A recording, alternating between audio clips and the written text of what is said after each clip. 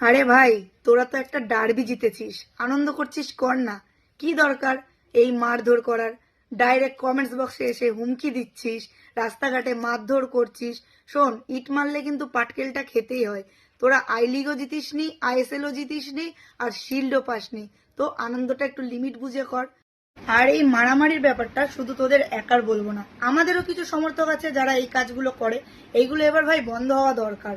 কবে 2012 সালে কি হয়েছিল, 2009 সালে কি হয়েছিল, সেই পুরনো কাসনটা ঘেটে তো লাভ নেই। বর্তমানে কি হচ্ছে সেটা ভাবনা।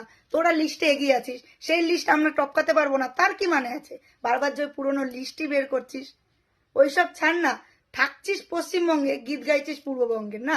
কারণটা তোদের এবার ডিটেলসে বলি।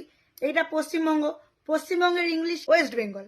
আর ওইটা হচ্ছে পূর্ববঙ্গ, পূর্ববঙ্গের ইংলিশ কি হচ্ছে ইস্ট বেঙ্গল। এবার বুঝতে পারছিস তো কাদের গীত গাইছিস? এবার একটু থাম ভাই, এত মারামারি ভালো না। মারামারি করার কি দরকার?